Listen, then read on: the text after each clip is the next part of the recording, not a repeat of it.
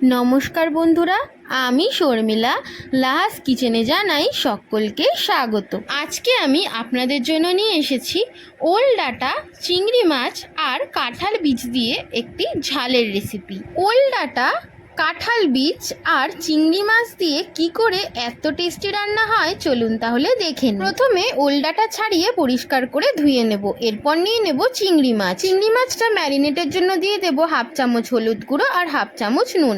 ভালো করে ম্যারিনেট করে নেব। এরপর ওল ডাঁটা সেদ্ধ করার জন্য আমি প্রেসার কুকারে দিয়ে দেব পরিমাণ মতো জল। আমি হাফ কাপ জলের ব্যবহার করেছি। এরপর দেবো 1 চামচ নুন আর হলুদ গুঁড়ো। কাঁঠাল বীজগুলোও কিন্তু আমি এর সাথে সেদ্ধ করে নেব এবং প্রেসার কুকারের ঢাকনা আটকে 3টে সিটি মেরে নেব। দেখুন কতটা প্রপারভাবে সিদ্ধ হয়ে গেছে। এরপর আমি কড়াইতে সর্ষের তেল গরম হতে বসিয়ে দিয়ে দেব ফোড়নের জন্য 2টো শুকনো লঙ্কা আর হাফ চামচ কালো জিরে দেওয়ার পর 2টো মিডিয়াম সাইজের পেঁয়াজ আমি কুচিয়ে এর মধ্যে দিয়ে দেব এবং দিয়ে দেব আগে থেকে যে ম্যারিনেট করে রেখেছিলাম চিংড়ি মাছটা, সেইটা ভালো করে ফ্রাই করে নেব চিংড়ি মাছ আর পেঁয়াজগুলো।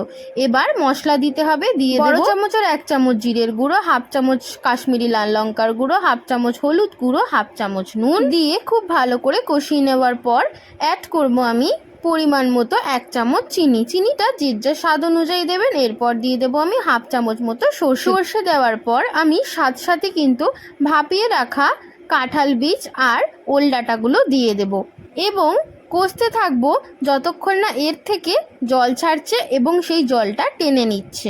দেখতেই পাচ্ছেন আমি কিন্তু কন্টিনিউয়াসলি কষিয়ে যাচ্ছি এবং এই সময় কিন্তু গ্যাসের ফ্লেমটাকে একটু লোতে রেখে দিতে হবে। বেশি জোরে যদি ফ্লেমটা আপনারা অন করে রাখেন তাহলে কিন্তু এটা ধরে যাওয়ার সম্ভাবনা থাকে।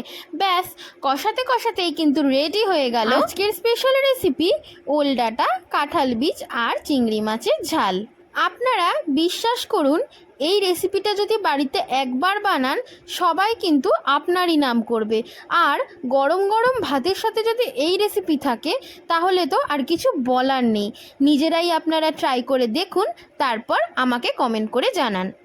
আজকের ওল ডাঁটা, চিংড়ি ও কাঁঠাল বীজের রেসিপি কেমন লাগলো অবশ্যই কিন্তু আমায় কমেন্ট করে জানাবেন। আর আজকের ভিডিওটা যদি ভালো লেগে থাকে অবশ্যই কিন্তু ভিডিওটা একটি লাইক করে দেবেন, কমেন্টস করবেন এবং শেয়ার করতে কিন্তু একদম ভুলবেন না। এইরকমই আরও নতুন আর মজাদার রেসিপি দেখার জন্য কিন্তু অবশ্যই সাবস্ক্রাইব করে রাখতে হবে লাহাস কিচেন চ্যানেলকে। সাবস্ক্রাইব করা কিন্তু ভীষণ সোজা। চলে যেতে হবে ইউটিউবে আর সার্চ করে নিতে হবে লাহাস কিচেন চ্যানেলকে। চ্যানেল সার্চ করে অবশ্যই কিন্তু সাবস্ক্রাইব করে নিতে হবে এবং বেল নোটিফিকেশনকে কিন্তু অলে রেখে দিতে হবে। আজকের রেসিপি কিন্তু এইটুকুই। দেখা হচ্ছে আরেকটি কোনো নতুন আর মজাদার রেসিপি নিয়ে। তাই সবাই কিন্তু খুব ভালো থাকবেন, সুস্থ থাকবেন। আজকের মতো এইটুকুই, টাটা।